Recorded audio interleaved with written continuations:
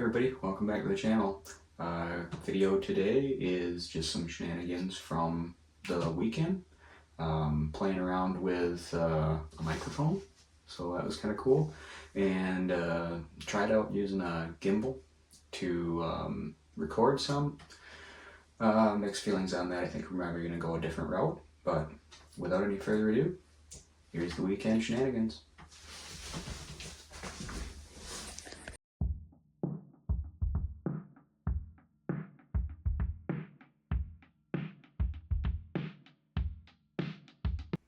So sitting here editing the videos, and I realized that we started recording after kind of everybody stopped playing.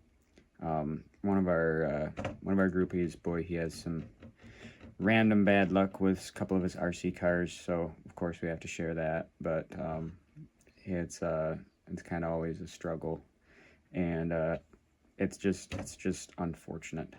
It happens. It was happening to me a lot last weekend, and conveniently it didn't get recorded. But the Outcast was not good last weekend. However, I did find out why it wasn't good. I was actually missing parts in my CVD axles on the front of it, so it seems better this weekend. So basically what the shenanigans are showing 2 failures and just a bunch of me bashing the Outcast around and sending it off the jump, but it's still all right, so enjoy. Bye. What's the CVD in? Oh, it put the motor. The motor doesn't look. The motor's out. No, the motor. Isn't it? I think it's fine. But it pulled the CVD out. Oh my goodness. Can you find it? Oh, it's there. Wow-wee. I don't know what flexed. Yeah, no kidding. Okay, I know what flexed, but... Oh, yeah. Huh. Yeah. So, playtime's over on this one. And, but it did land hard enough. It got the wire to the motor. Oh, wow-wee. Yeah, yeah, she hit hard. Mm-hmm. Yeah, sure did. Here, rotate around so you can see this. Boo. Well, I can't say nothing. I finally got this thing running, so. Honestly, I'm not complaining with this one. I mean, that was a bad. That was a pretty awful landing. Yeah.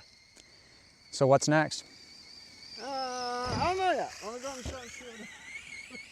Because it ain't this one tonight. I don't feel like tearing it apart.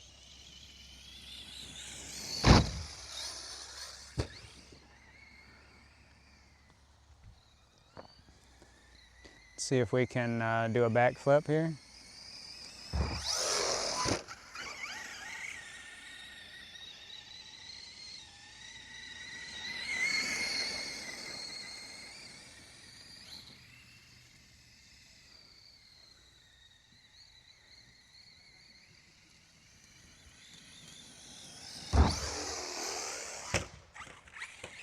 Yeah, see, that happens sometimes.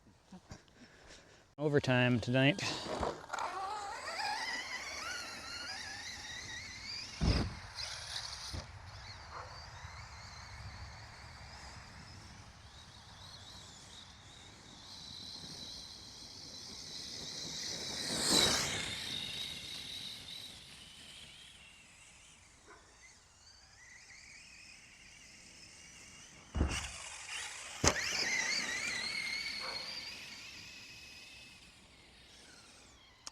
And this Outcast is just so good. So much air control. Come in for another little jump. And a big run.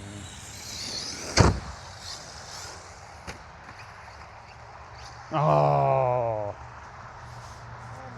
dang. This stopped me. Oh, interesting. Yeah. I said, no, I guess I'm wrong. What's that? What's that? The sledge, check out that front wheel, give it a wiggle. Up and down. Side to side. Side to, yeah. Oh. Yeah. So it's up to its old games again, huh? Different axle this time. Oh, different, different side. That's a That one bummer. is, the screw holding the kingpin screw is gone. I've never seen that before. Yeah, there's Yeah, four right in the sure top. enough. Vidavon. Time to get some Vidavon. Right. I will say, after doing it, it made huge difference in this to get the C-hubs and the huge. That's what you need for the sledge.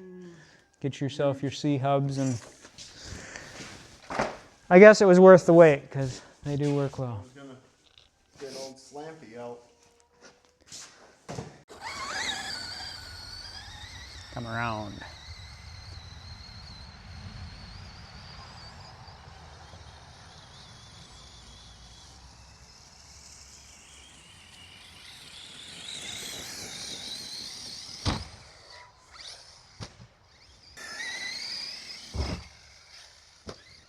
Little black flip here.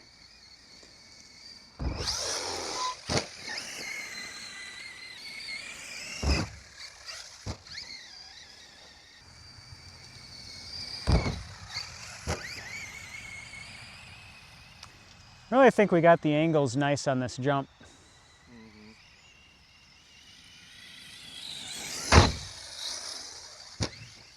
That's the way a big one's supposed to look.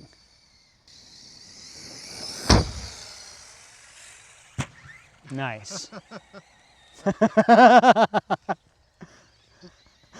Oh my goodness. Too much fun.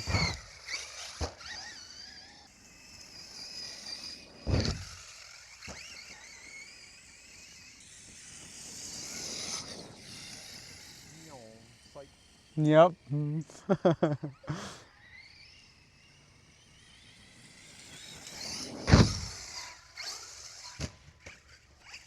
But yeah, when it wants to be on its top, it's on its top. Was that the shocks fighting you or just the landing? I'm not so sure it's not the gyro fighting me.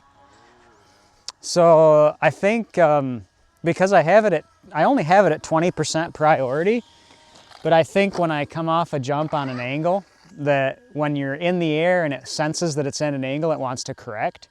So I'm not sure if that's it, but I feel like for straight lines, I've got it so dialed in that I almost just have to adapt to it, and maybe I've got a habit of not steering it at all when it's in the air. So maybe I need to start learning how to steer it when it's in the air to kind of come out of that curve. But because the gyro is so good in a straight line, I mean, you can just hold it wide open and it's nothing like it used to be. It's just a rocket ship in a straight line. I mean, you can't knock it. That fly sky gyro is something else. I mean, no fingers on the steering wheel whatsoever, and it just goes straight. That was close. Yeah, probably closer than it should have been.